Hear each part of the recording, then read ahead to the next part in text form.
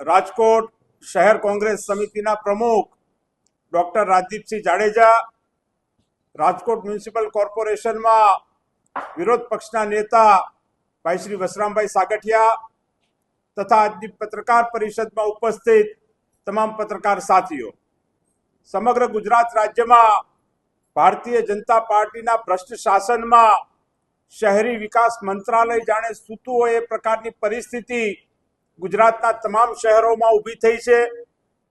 સરકાર જાહેરાત કરતી હોય ક્યારેક કે રાજકોટને રોમ બનાવશું, સુરતને શાંઘાઈ બનાવશું, પરંતુ વાસ્તવિક પરિસ્થિતિ સમગ્ર રાજ્યના શહેરોની આજે ખૂબ દયાજનક બની ચૂકી છે। ગુજરાત રાજ્યમાં જુદા જુદા શહેરોમાં જે શહેરોની વાસ્તવિક પરિસ્થિતિ છે એનું એક તહોમતનામું કોંગ્રેસ પક્ષ દ્વારા તૈયાર કરવામાં આવ્યું છે અને આજની આ પત્રકાર પરિષદમાં રાજકોટ શહેરમાં ચાલતા ભ્રષ્ટાચારો વિશે આપ સૌને અમે માહિતગાર કરવા માટે આવ્યા છીએ અને આ વાત સમગ્ર રાજકોટના નગરજનો સુધી પહોંચે એના માટે આપને સમક્ષ આજે આવવાનું બન્યું છે। ગુજરાત રાજ્યની અંદર રાજકોટ શહેરની વાત કરતા હોઈએ ત્યારે આપણા સૌનું રૂવાડું આજે પણ ઊભું થઈ જાય તેવી ઘટના ટીઆરપી ગેમ ઝોન કાંડ, જેમાં વહીવટી તંત્ર દ્વારા જે પરવાનગીઓ આપવાની હોય, જે સુરક્ષાના નિયમોનું પાલન કરવાનું હોય એ કરવામાં ચૂક કરવામાં આવી, ભ્રષ્ટાચાર કરવામાં આવ્યો, જેનો ભોગ રાજકોટ શહેરના અનેક યુવાનો બન્યા અને 500 ડિગ્રી જેવા ટેમ્પરેચરની અંદર પોતાનો જીવ સળગીને ગુમાવવો પડે એ પ્રકારની પરિસ્થિતિ ઊભી થઈ। એના પરિવારજનો આજે પણ ન્યાય માંગી રહ્યા છે, પરંતુ ન્યાય મળતો નથી। સાથે સાથે ભારતીય જનતા પાર્ટીના ચૂંટાયેલા નગરસેવકો, કોર્પોરેટરો કે જેમની જવાબદારી છે કે રાજકોટ શહેરમાં કઈ રીતે સુશાસન લાવી શકાય, પરંતુ આ ચૂંટાયેલા પ્રતિનિધિઓ માત્ર ભ્રષ્ટાચાર કરવા સિવાય રાજકોટ શહેરમાં કશું કરતા નથી। ભારતીય જનતા પાર્ટીના કોર્પોરેટરોએ કઈ જગ્યાએ લાંચ માગી, કઈ જગ્યાએ ભ્રષ્ટાચારમાં લુપ્ત છે એના પણ અનેક દાખલાઓ છેલ્લા અનેક દિવસોમાં મીડિયાના મિત્રોએ જ રાજકોટ શહેરની જનતા સમક્ષ અને સમગ્ર ગુજરાતની જનતા સમક્ષ ઉજાગર કર્યા છે। ત્યારે રાજકોટ શહેરની અંદર અન્ય એક મુદ્દો પણ આપણે જોઈએ તો ગેરકાયદેસર બાંધકામ હોય એની સામે કડક પગલાં લેવાની જવાબદારી સરકારની છે, તંત્રની છે, એ વાત સાચી, પરંતુ ક્યારેય એમાં ડબલ સ્ટાન્ડર્ડ હોવું જોઈએ નહીં। સરકાર માટે તમામ નાગરિકો એક સરખા હોવા જોઈએ। જે વ્યક્તિ સવારે કમાય અને સાંજે પોતાનું પેટ ભરતો હોય એવા વ્યક્તિને દબાણના નામે ઘરથી બેઘર કરવામાં આવે, પરંતુ સામે ભારતીય જનતા પાર્ટીના નેતાઓ જાહેર રોડ ઉપર બાંધકામ કરે, અનેક જગ્યાએ દબાણના દાખલા એમણે દબાણ કર્યું હોય એવા પુરાવા બહાર આવ્યા હોય, પરંતુ સરકાર એની સામે કોઈ કાર્યવાહી કરતી નથી। રાજકોટ શહેરના પ્રથમ નાગરિક તરીકે રાજકોટ શહેરના મેયર આવતા હોય તો એમનો બંગલો પણ સરકારી જમીનમાં આવતો હોય, સ્ટેન્ડિંગ કમિટીના ચેરમેન જે પણ એક ખૂબ મહત્વનું પદ છે એના ચેરમેનના બંગલાનો વિવાદ પણ રાજકોટ શહેરની જનતા જાણતી હોય, ત્યારે માત્ર પોતાના પદાધિકારીઓને છાવરવા, અધિકારીઓને છાવરવા, નેતાઓને છાવરવા અને ગરીબ માણસોની સામે બુલડોઝર ફેરવું, આ પ્રકારની નીતિ આજે રાજકોટ શહેરની અંદર ચાલી રહી છે। રાજકોટ શહેર એ સમગ્ર સૌરાષ્ટ્રનું હેડક્વાર્ટર છે, પરંતુ આપણા સૌની કમનસીબી છે કે રાજકોટ શહેર આજે માત્ર સૌરાષ્ટ્રનું હેડક્વાર્ટર નહીં, પરંતુ લોકો ભ્રષ્ટાચારના હેડક્વાર્ટર તરીકે જાણીતું બન્યું છે એ પ્રકારની પરિસ્થિતિ ઊભી થઈ છે। રાજકોટની અંદર રોડ રસ્તાની કામગીરી સદંતર નબળી છે। એક વરસાદ આવે તો રોડમાં ખાડા વધારે હોય છે, ખૂબ નબળું બાંધકામ, કોન્ટ્રાક્ટરો સાથેની મિલીભગત, કમિશન રાજ, આ પ્રકારની માનસિકતાને લીધે આજે રાજકોટ શહેરના રસ્તાઓની હાલત ખૂબ જ દયાજનક બની ચૂકી છે અને એના કારણે રાજકોટના અનેક નગરજનોને અકસ્માતનો ભોગ પણ બનવું પડતું હોય છે। સાથે સાથે શહેરમાં ગંદકીની વાત કરીએ તો ઠેર ઠેર ગંદકી પ્રસરેલી છે। આ ઠેર ઠેર ગંદકીથી ભાજપ એનું જાણે બ્રાન્ડ એમ્બેસેડર બન્યું હોય એ પ્રકારની પરિસ્થિતિ ઊભી થઈ છે। આ ગંદકીના લીધે રોગચાળો વ્યાપક પ્રમાણમાં ફેલાતો હોય અને આ રોગચાળા ફેલાયા બાદ લોકો રોગમાં સપડાયા પછી સારી સુવિધા પણ મહાનગરપાલિકા ન આપી શકે એ પ્રકારની પરિસ્થિતિ, એ પ્રકારની સિવિલ હોસ્પિટલો, સરકારી હોસ્પિટલો રાજકોટ શહેરની અંદર આવેલી છે।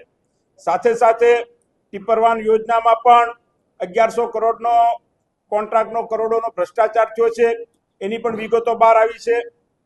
સાથે સાથે આરએમસી દ્વારા શહેરનો કોઈ સામાન્ય નાગરિક હોય જેને એક છેડેથી બીજે છેડે જવું હોય, પોતાનું વાહન સંપત્તિ ન ધરાવતો હોય, એના માટે શહેરની સત્તા અધિકારીઓની ફરજ છે કે સિટી બસની વ્યવસ્થા કરે. આ સિટી બસની વ્યવસ્થા પણ રાજકોટમાં એનું તંત્ર પણ બિલકુલ નિષ્ફળ નીવડેલું છે એમ ચોક્કસ આધાર અને પુરાવા સાથે આપ સૌની વચ્ચે કહી શકીએ છીએ. રાજકોટની અંદર પાણી અને ડ્રેનેજના પ્રશ્નો આજે ઠેર ઠેર ઉદ્ભવ થયા છે.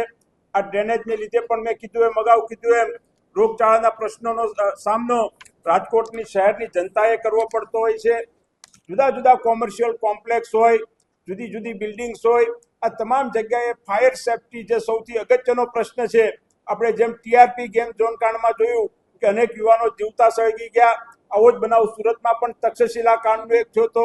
પરંતુ ત્યારબાદ પણ સરકાર જાગતી નથી અને આ ફાયર સેફટીમાં ખુલ્લેઆમ ગેરવહીવટ ચાલે છે અને પૈસાના આધારે માત્ર કોઈ સ્થળ તપાસ કર્યા વગર પણ સર્ટિફિકેટ આપવાનું કામ તંત્ર દ્વારા કરવામાં આવી રહ્યું છે. ત્યારે આ તમામ મુદ્દાઓને સાથે સૌથી અગત્યના મુદ્દાઓની વાત કરીએ તો રાજકોટ શહેરમાં લો એન્ડ ઓર્ડર ખૂબ જ ખાડે ગયેલું છે.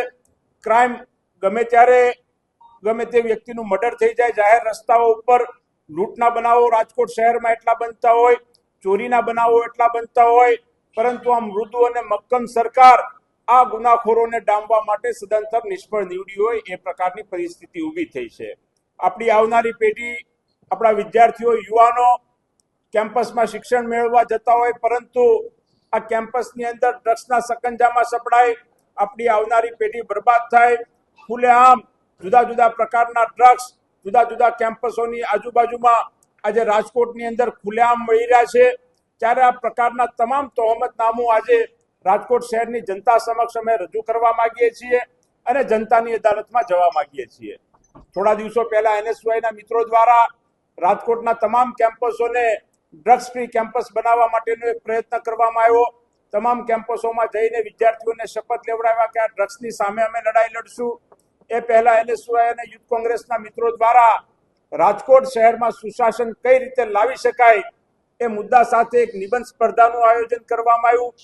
આ નિબંધ સ્પર્ધાની અંદર 450 કરતા વધારે વિદ્યાર્થીઓ વિદ્યાર્થીનીઓએ ભાગ લીધો અને કઈ રીતે રાજકોટ શહેરની અંદરથી પર્યાવરણને લગતા પ્રશ્નો દૂર કરી શકાય, ક્રાઇમને લગતા પ્રશ્નો દૂર કરી શકાય, આ તમામ મુદ્દાઓ ઉપર પોતાની વાત કરી. ત્યારે કહેવાનો મતલબ એ છે કે સ્કૂલમાં અને કોલેજમાં અભ્યાસ કરતા વિદ્યાર્થીઓ અને વિદ્યાર્થીઓને ખ્યાલ છે કે રાજકોટ શહેરમાં સુશાસન કઈ રીતે લાવી શકાય, તો આ મોટી મોટી ડિગ્રી ધરાવતા ભ્રષ્ટ અધિકારીઓ અને પ્રજાના મતથી ચૂંટાયેલા પ્રજાના પ્રતિનિધિઓ જે સત્તામાં બેઠા છે એને સુશાસન કઈ રીતે લાવી શકાય એ શા માટે સમજાતું નથી.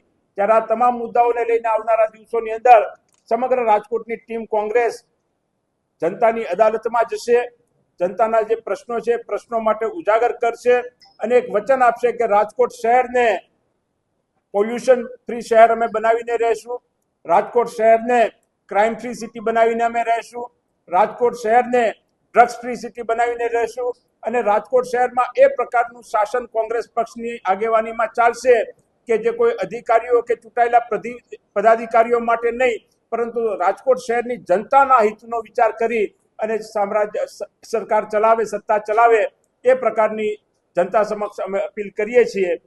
આ બાબતના આપ સૌના કોઈ બીજા પ્રશ્નો હોય તો ચોક્કસ કરી શકો છો. રાજકોટમાં આરોગ્ય શાખામાં દવાઓ, સફાઈ અને કોન્ટ્રાક્ટમાં જે ભ્રષ્ટાચારો થયા છે એનાથી પણ આપ સૌ વાકેફ છો. આપને એક પ્રેસ કોન્ફરન્સની નકલ પણ આપશું, પ્રેસ નોટની, અને આપ સિવાય પણ આપના બીજા જે કોઈ પ્રશ્નો હોય આપ કરી શકો છો.